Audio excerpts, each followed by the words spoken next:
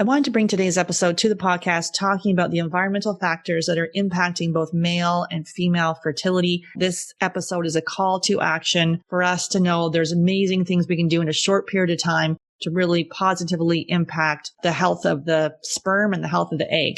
So right now we're in a huge toxic soup being exposed to over 85,000 chemicals in our environment. And really, how do we protect ourselves? And how are these chemicals actually impacting the health of the egg and the health of the sperm? What do the studies show us? And how do we protect ourselves? So excited for you to listen to this episode. I regularly speak with 5 to 10 couples per week who are struggling to have their baby. And although we want to help everyone, we only have 4 spots available per month to work with us. I would like to invite you and your partner to a Supercharge Your Fertility Discovery Call. And this call is for you if you meet at least one of these criteria. You've been trying to get pregnant for at least 2 years. You've been through at least one failed IUI or IVF.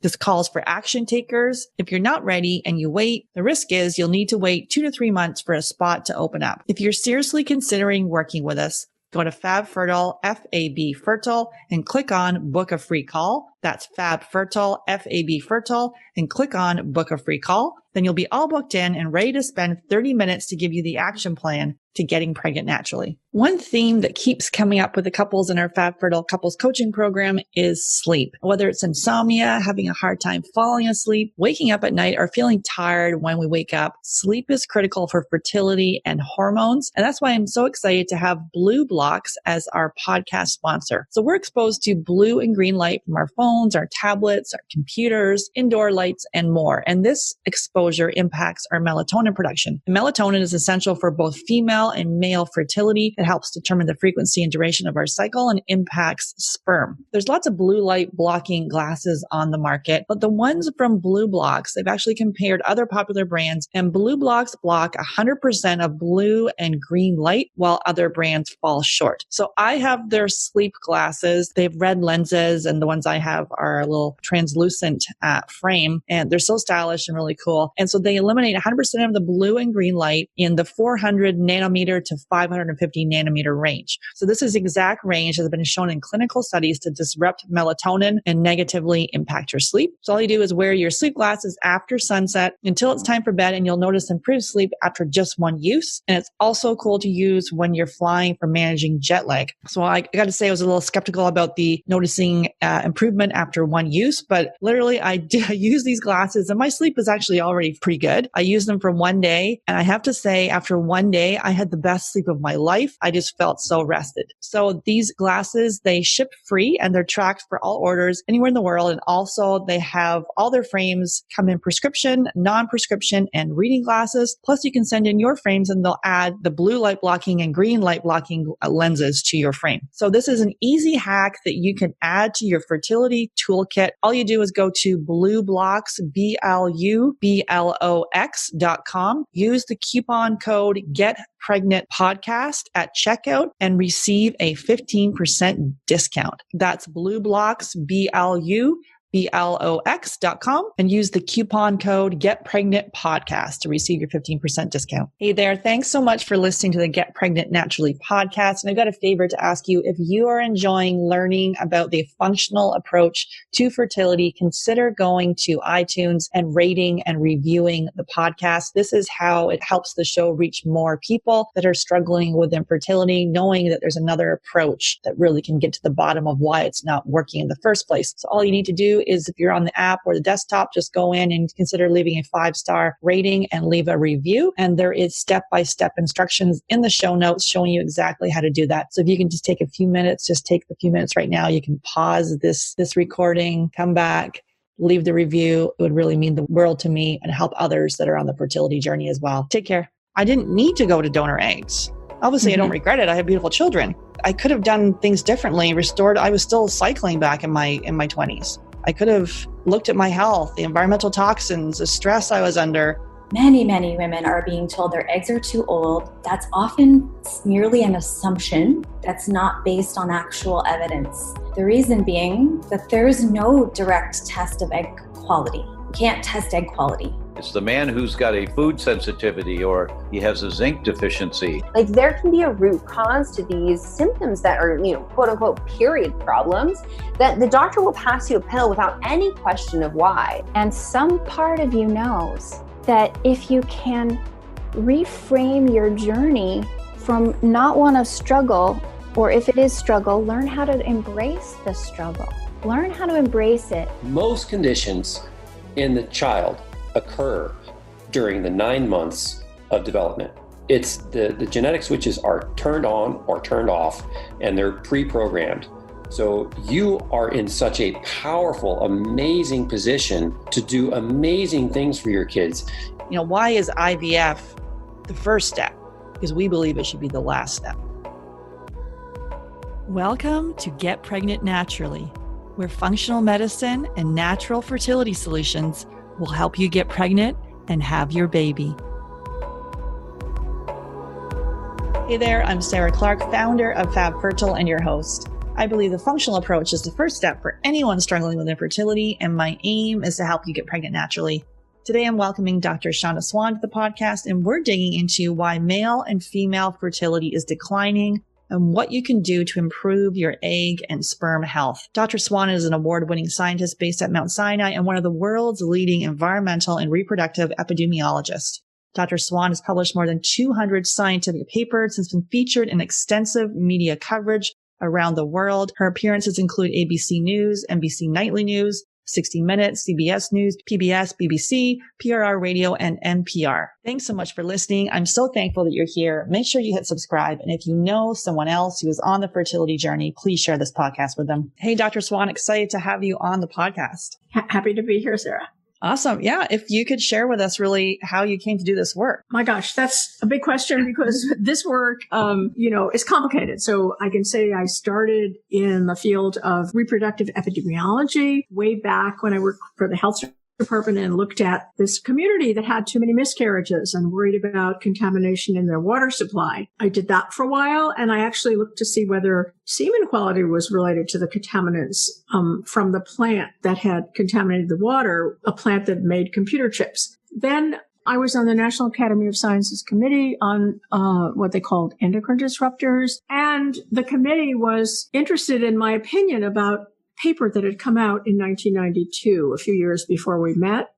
And this paper claimed that there'd been a dramatic decline in sperm count worldwide, about 50% in 50 years. I took on the task of evaluating that paper, and actually I was pretty skeptical about it. And I thought when I dove into it, I would find many explanations that would make it go away. So, for example, suppose that the way sperm was counted was different in recent years in such a way that the counts were lower. Well, that didn't happen because it turns out that the method of counting sperm has been pretty standard for about 100 years. So that wasn't an explanation.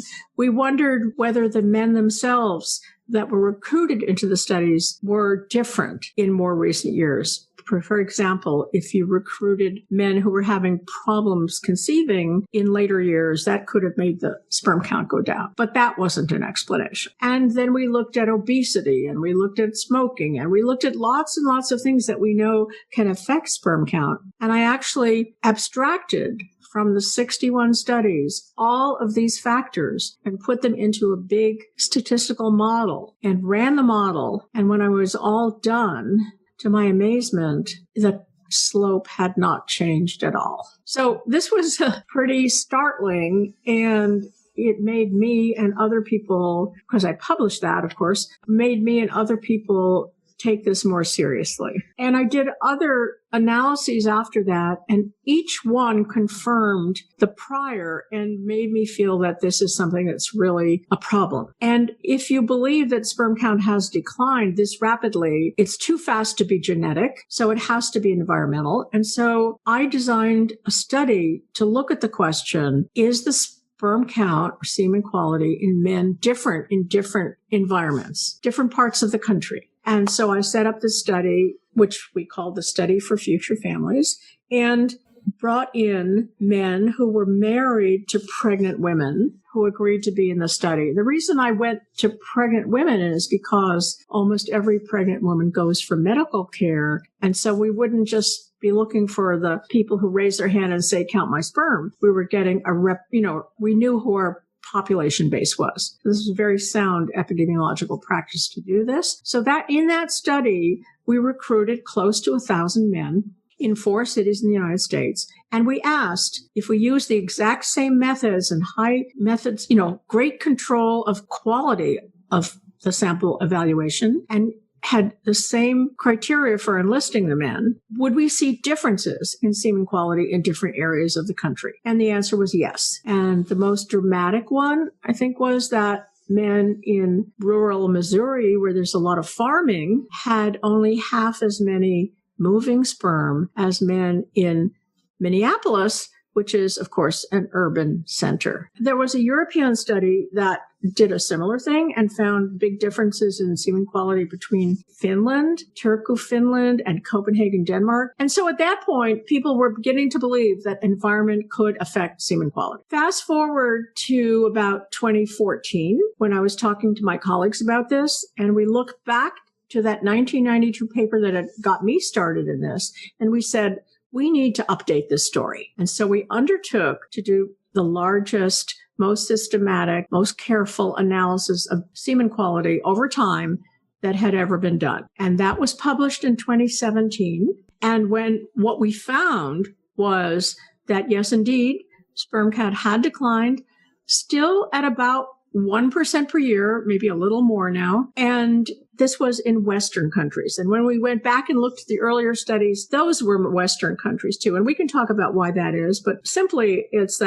that's where the funds are to do these studies. That's where the labs are. That's where the people are interested. And we're missing information about non-Western countries. But in Western countries, over this entire period, semen quality, sperm count, and the associated motility and morphology, which we did not look at in our study, but which are correlated, were declining. And this was alarming enough for me to agree to write a book about it when I was asked to do so. Right. And so that, as you say, so sperm counts plummeted by 40% in the last 50 years. And then also it's interesting with... No, 50% in the last 40 years. Oh, sorry. I got that mixed up. Sorry. 50% in the last 40 years. Yeah. And also the WHO guidelines, talking about, they used to use 40 million as sort of that best measure. And now it's 20 million. Count and nothing is... Sorry to correct you again. Okay. Sorry. I'm getting my stats wrong. Sorry. Right. Okay. So here's the story on that. Yes, you're right that the number of what's good enough has come down. It's actually come down from 60 a long time ago. It was thought to be 60.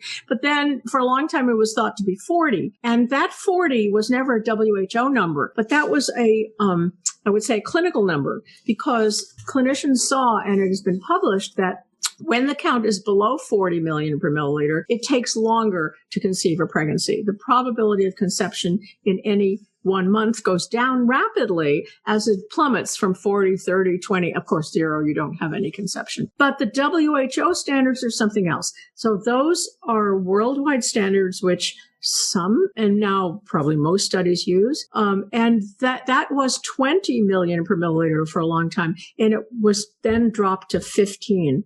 That 15 is really, really low. And it's based on not all men. Let's just put it like that.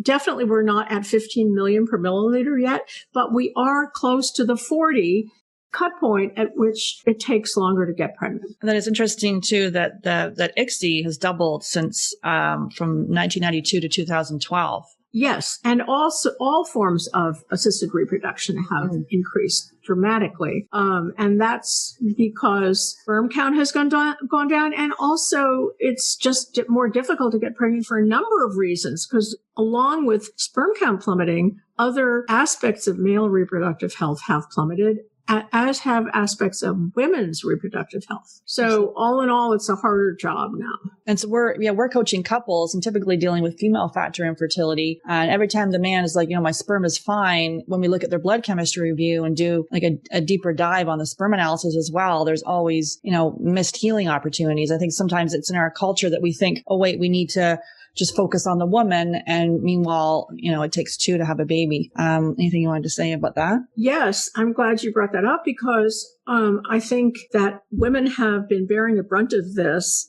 responsibility for a very, very long time. And in fact, in the book we talk about this, and people know that King Henry VIII actually had a couple of wives put to death for not providing him with sons. It was always assumed that it's up to the woman to do this. And if she can't produce a child, then, maybe swap her out for one who can. And this is so, as you know, unfair because the responsibility is actually pretty much 50-50 as far as we know, wouldn't you say? I agree. Yeah. And so in your book, you talk about the 1% effect. Can you talk about that and how it relates to both male and female fertility? Sure. So we've talked now about how semen quality, various measures of semen quality have been decreasing at the rate of about or a little greater than 1% per year. So that's one measure. So then if you go to fertility, which is the number of children that a woman or a couple has. That's the demographic definition.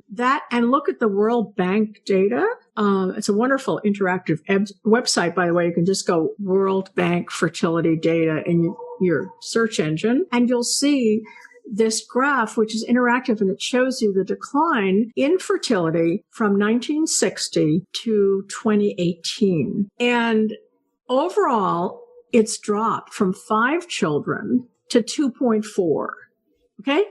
So that is, a drop of 50%, just over 50%. And it's about 50 years. So that's 1% per year. And by the way, the declines are happening everywhere in first world and third world countries as well. People say, well, they're still having too many children in third world countries. That's obviously politically loaded, but they're not having that many. They're having 2.4, which was considered perfectly normal for us, 50 years ago. So that's going down. Then you look at the testosterone levels. We don't have as good data worldwide on testosterone levels, but there are a number of countries that have published papers showing testosterone has also dropped at about 1% per year. We have the rates of male genital malformations, hypospadias, and cryptorchidism increasing at about 1% per year. We have, on the female side, miscarriage rates. Again, we don't have worldwide data, and we don't have very long time periods on that, unfortunately. But the data that are available are also miscarriage rates going up at 1% per year. So, without going into all of these, I would say basically reproductive health in men and women is deteriorating at about the same rate using multiple endpoints, which suggests that these are related possibly to a common cause, and we could talk about those causes. Even testicular cancer. Many young men. Yes, thank you for saying that. Absolutely. Testicular cancer has been increasing at the same rate. That's right. Yeah. In your book, which is amazing, definitely check out your book, The Countdown. Definitely check that out, and we'll have a link to it in the show notes. As far as blurring of male and female lines, this might be a controversial topic, but what are the studies telling us there? Gender blurring is, as you said, a difficult, controversial topic. I think it's extremely interesting, but unfortunately, it's an area in which we have the least scientific information. So if you go to the question of, is there more gender blurring? Are people transitioning more often, or are they feeling more often that they have been assigned the wrong sex? It feels like that, doesn't it, in our society right now? But it's really difficult to put a number on that because we don't have historical data. And just as for other conditions, like people saying, autism is going sky high, or, this and that is going sky high. Well, yes, maybe even probably. But the problem is definitions change and records are not always there for comparison. So I would say in terms of increases in gender blurring and gender dysphoria, I would say that it seems to be increasing, but we need more data. Okay. Then the question is is its relationship to the other changes that are occurring? And maybe we'll come back to that later.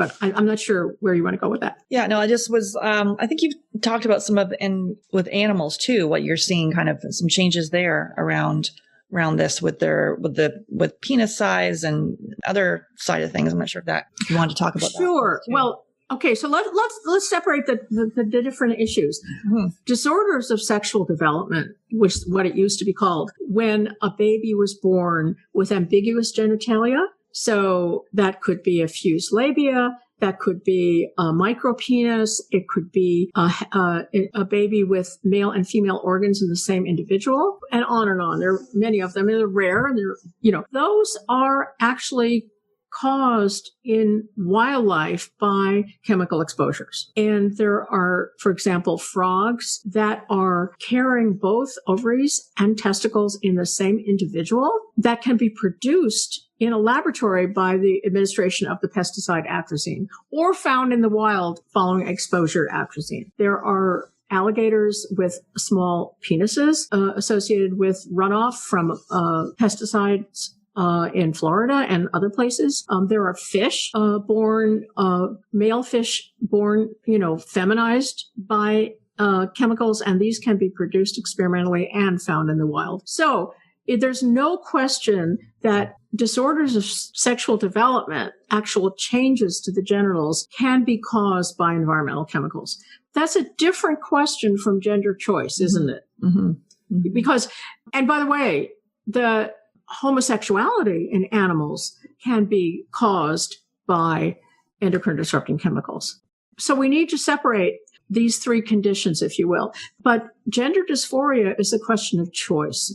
Do I feel that I am in the wrong body for my genetic sex? And we can't ask animals that. We have very little way to know whether that's happening in the animal kingdom. There's one exception that I'll tell you, and you can take it as you like, and your listeners can take it as they like. It's a very interesting example, and it was told to me by a researcher who studies the effect of atrazine on frog genital development. And he said that he can produce these frogs in his laboratory that have both ovaries and testes in their bodies, a single individual. But then he noticed that among those, some of them prefer always to be in the mounting position, the top, and some prefer to be in the bottom. Now, he was arguing that is their expression of gender choice. So I leave that as an open question and perhaps obviously a controversial one, but I think until we have some way to understand what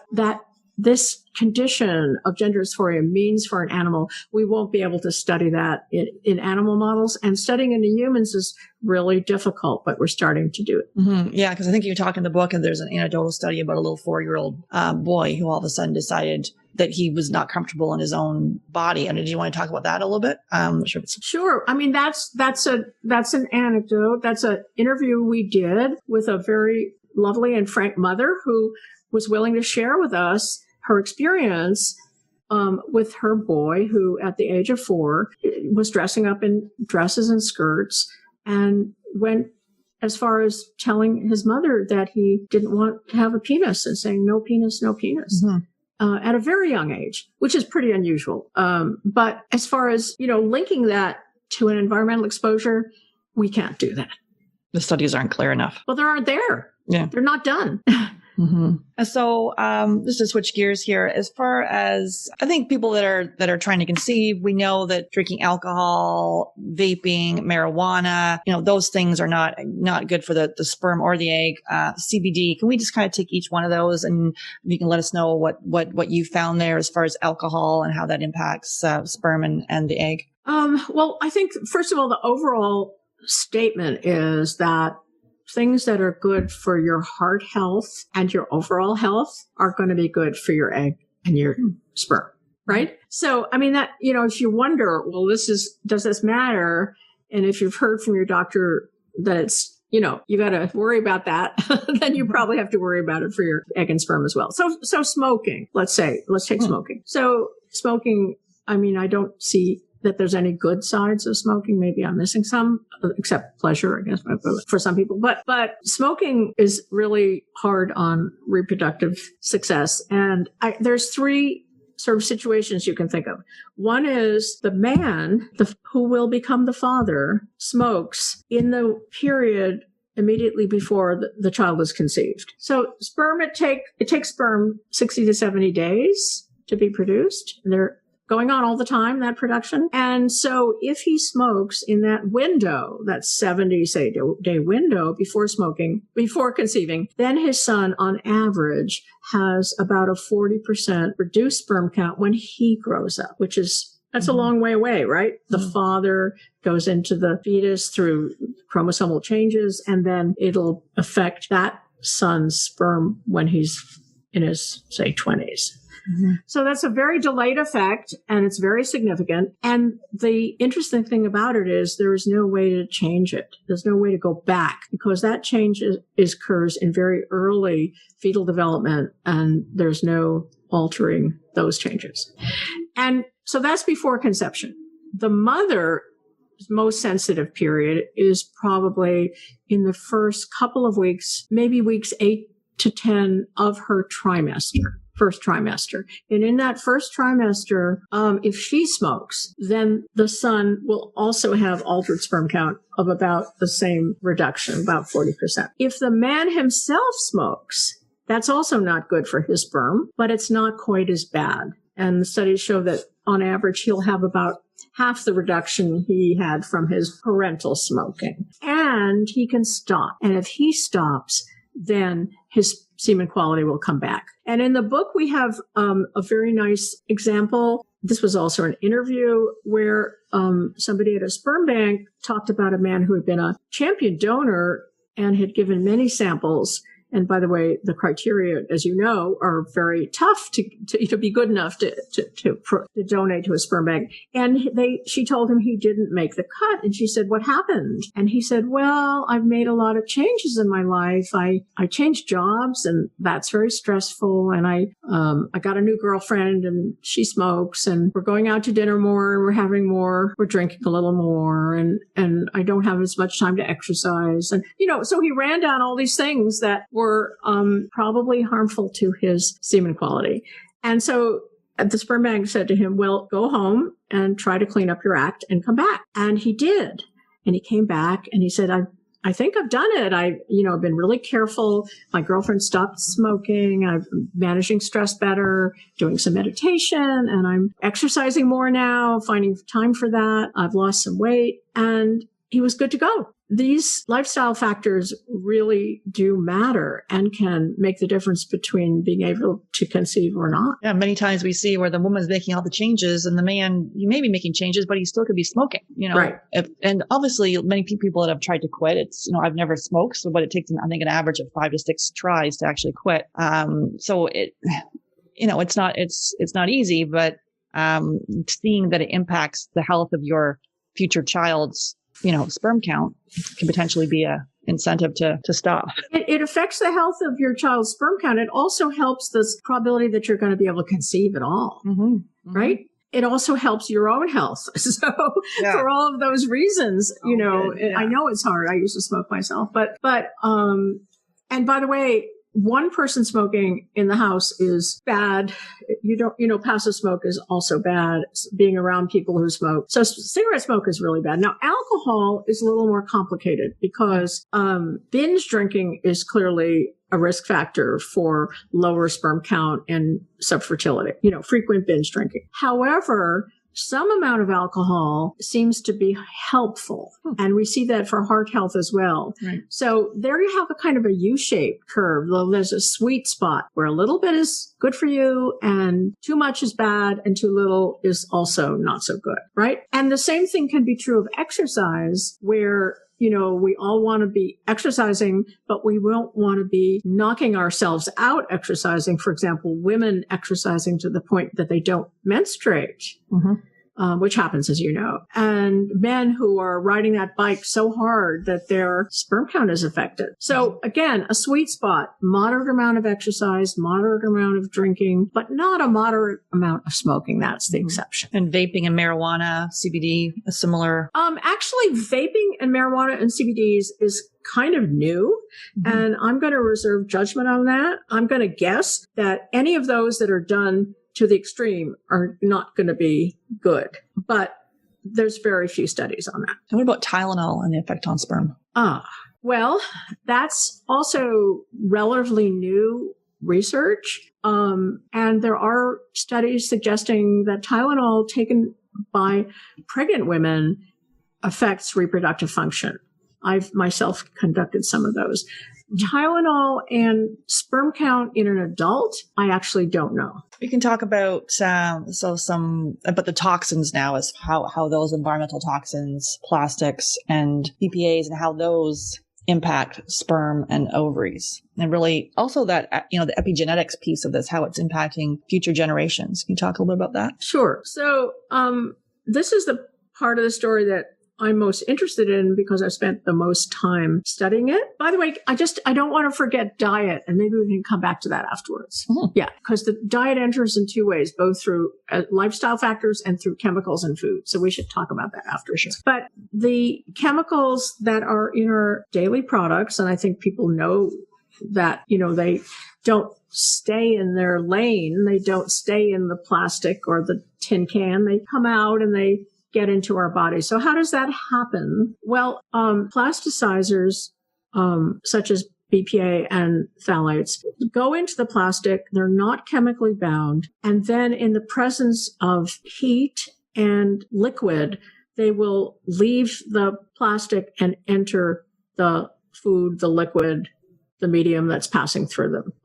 A good example to convince yourself, if you need convincing that this is going on, is a study done in my hospital by a neonatologist who looked at the number of lines going into a newborn in this nursery, and food coming in, nutrients coming in through these soft plastic lines. The number of those was directly related to how much phthalate was in the urine. And you know that by looking at urinary metabolites, because these things are water soluble, so they go into urine, and you can measure urinary metabolites, and you get a direct correlation between basically the number of lines and what's in the urine. So that says, and it's very quick. By the way, 4 hours is the half-life in our bodies of most of these phthalates. So, it goes in and you can measure it very quickly afterwards. So that's what's happening whenever food is, being passed through plastic tubing. And it could be in a process in a factory. It could be when you're milking a cow. It could be, in any place where you're going to process the food. And by processing the food, you're going to introduce phthalates or bisphenols, such as bisphenol A, which you do through a can, or through a pizza box actually has bisphenol A in it. So food contact materials really have to be thought of very carefully. We have a lot of recommendations in the book as to how to avoid these. And you talk about DHEP. Yeah, DHP, diethylhexyl phthalate, is I think it is the most potent, what we call anti-androgen, the most able to lower testosterone. And the reason that's important is, first of all, it's everywhere. It's in our foods. It's in our products. It's in our personal care products. It's in our scented products and so on. We can go on to what it's in. But when I started working on this, rodent toxicologists had shown that when the mother rat was exposed to this phthalate, and actually to others, in early pregnancy, then her male offspring is born with genitals that are not completely masculinized. Do you want me to say a little more about that? Or? Yeah, go ahead. Initially, the genital tract is neutral. It's neither male nor female. And then how does it become male or female? Well, the male needs the presence of testosterone, which is produced by the fetal testes at a particular time in gestation, because that's all programmed, right? And when that testosterone is present, then the organs start to develop. So the male goes off in one direction and gets the genitals that we all are familiar with, and the female goes off in another direction, getting the female typical genitals. However, if the testosterone is not present, the default is female. So the production of the, say, the penis or the testicles doesn't happen, and what's left is a female.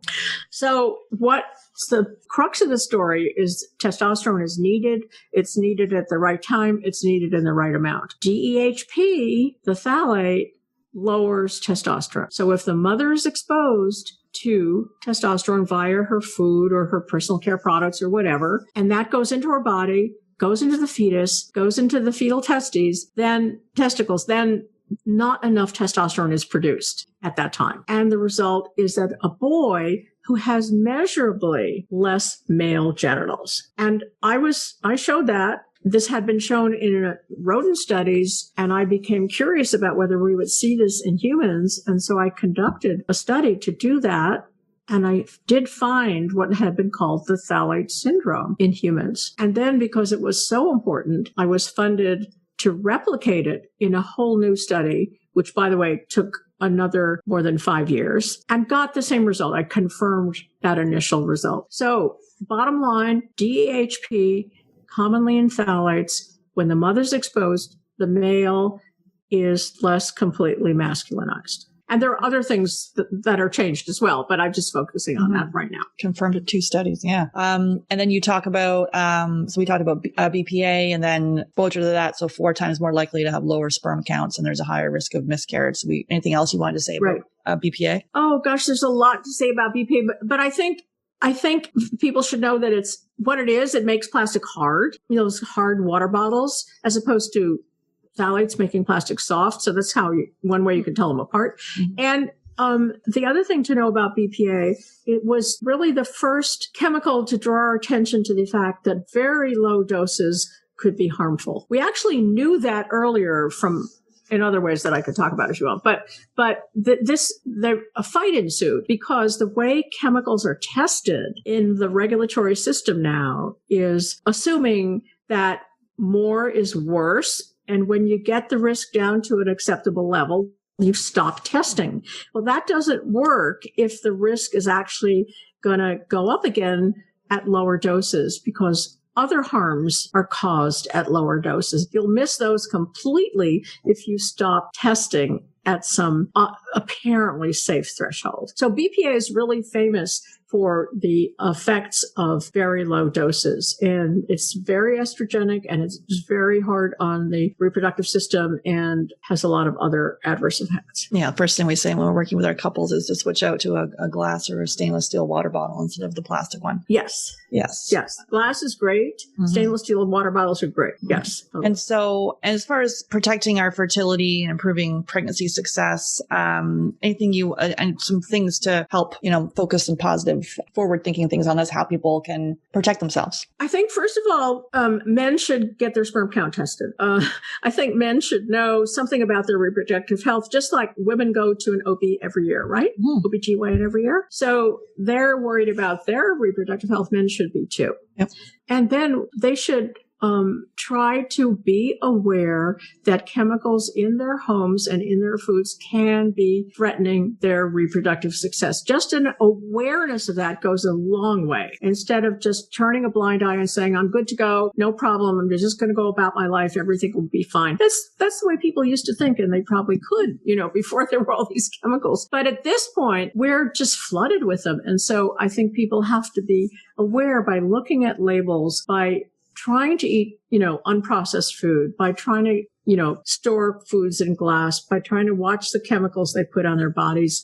There's lots of advice in Countdown, and there's also advice on various websites, and we have resources in the book to tell you where you can look for advice. So there are many, many things that people can do. But the very first thing they have to do is to be aware that it's a concern and that there is something they can do to help improve their reproductive health. Absolutely. And then the diet piece, you want to circle around to that? So first of all, we had a study in Rochester where we had young men who completed a food frequency questionnaire, and we looked at their semen quality in relation to what they ate. And there are many studies that do this, but this was wonderful because we came out with, I think, 7 or 8 publications specifically, pointing out foods that were linked to a better semen quality. And I think the easiest one to remember is the Mediterranean diet. Mm-hmm. So the Mediterranean diet is, eat low in red meats, eat chicken and fish, eat fiber, eat fresh vegetables.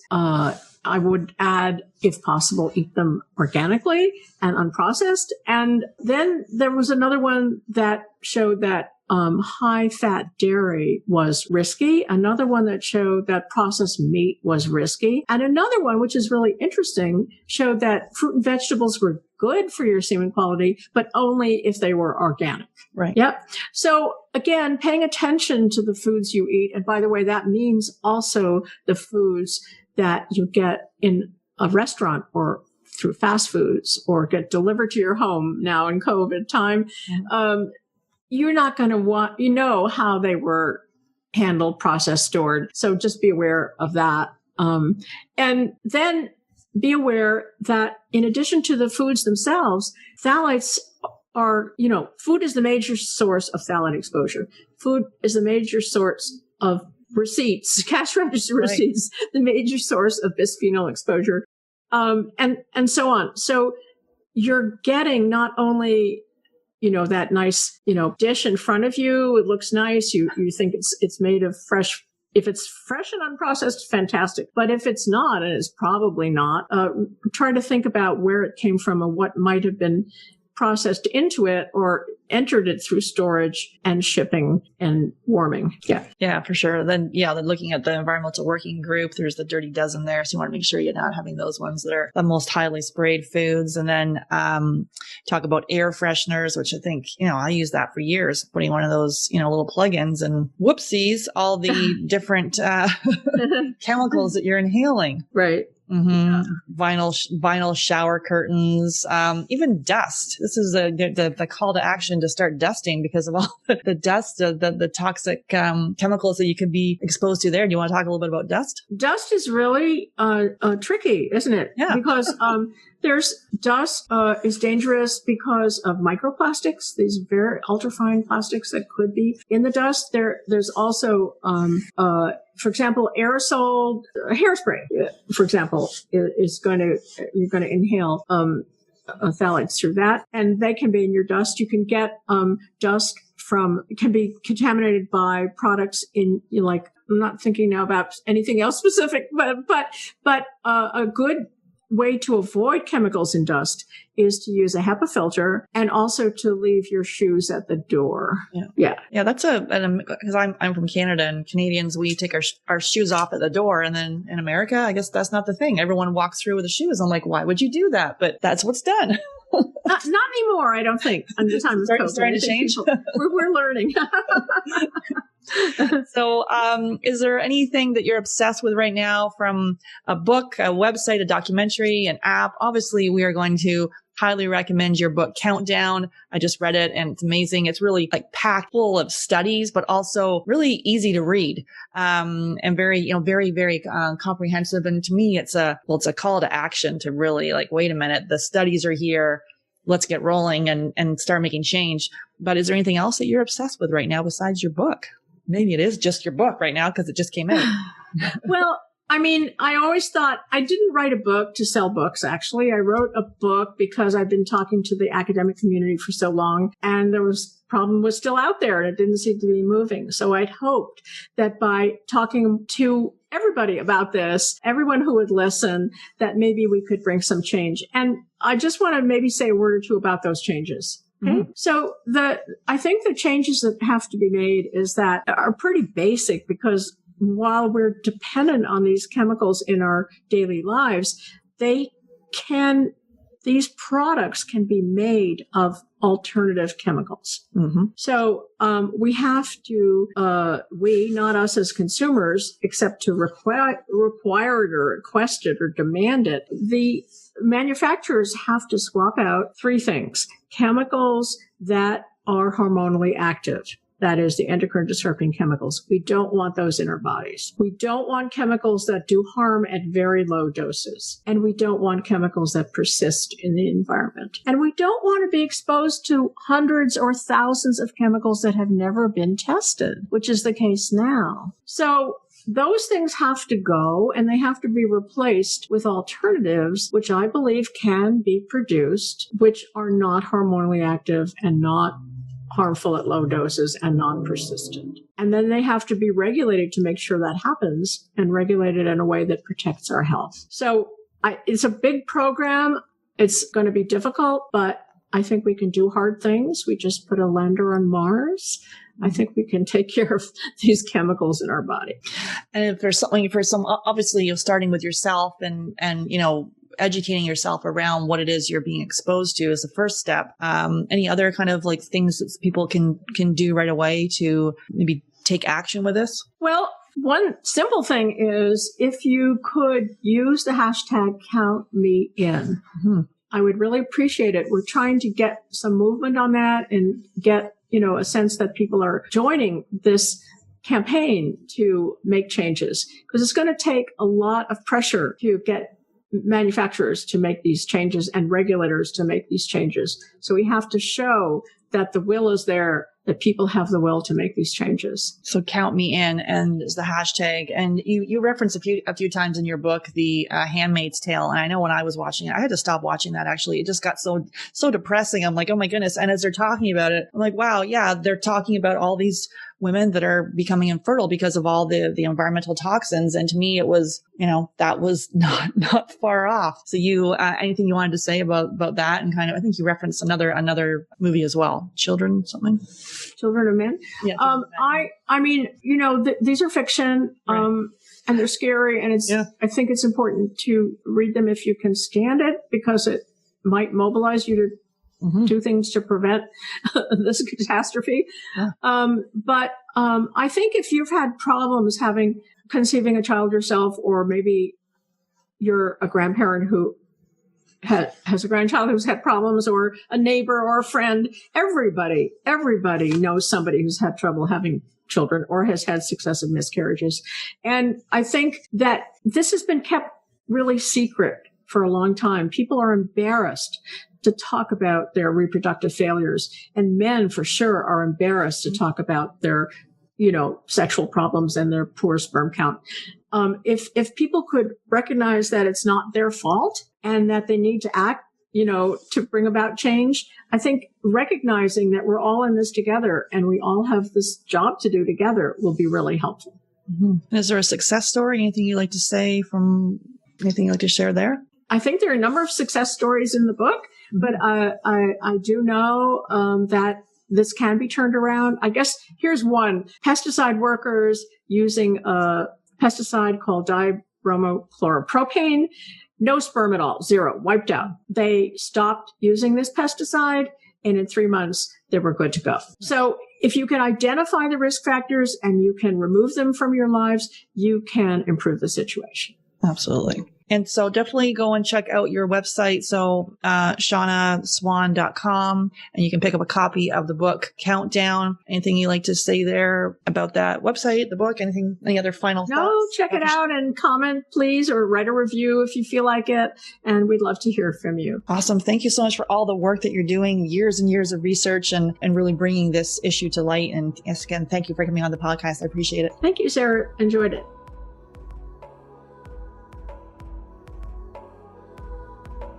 I regularly speak with 5 to 10 couples per week who are struggling to have their baby. And although we want to help everyone, we only have 4 spots available per month to work with us. I would like to invite you and your partner to a Supercharge Your Fertility Discovery Call. And this call is for you if you meet at least one of these criteria. You've been trying to get pregnant for at least 2 years. You've been through at least one failed IUI or IVF. This calls for action takers. If you're not ready and you wait, the risk is you'll need to wait 2 to 3 months for a spot to open up. If you're seriously considering working with us, go to Fab Fertile, Fab Fertile, and click on Book a Free Call. That's Fab Fertile, Fab Fertile, and click on Book a Free Call. Then you'll be all booked in and ready to spend 30 minutes to give you the action plan to getting pregnant naturally. Melatonin is important for female fertility. It helps regulate hormones and maintain the body's circadian rhythms. Plus, it helps determine the frequency and duration of the menstrual cycle. Plus, it impacts sperm count and motility. Blue and green light negatively impact our melatonin production. That's why we recommend Blue Blocks, blue and green light sleep classes to all our one-to-one clients. Simply go to BlueBlocks, BLUBLOX.com, and use the coupon code GET Pregnant Podcast at checkout to receive your 15% discount. That's BlueBlox, BLUBLOX.com, and use the coupon code GetPregnantPodcast. The Get Pregnant Naturally podcast, including show notes and links, provides information with respect to healthy living, nutrition, lab testing, and is intended for informational purposes only. The information provided is not a substitute for medical advice, diagnosis, or treatment, nor is it to be construed as such. We cannot guarantee that the information provided on the Get Pregnant Naturally podcast reflects the most up-to-date medical research. Information is provided without representation or warranties of any kind. Please consult a qualified physician for medical advice and always seek the advice of a qualified healthcare provider with any questions you may have regarding your health and nutrition program.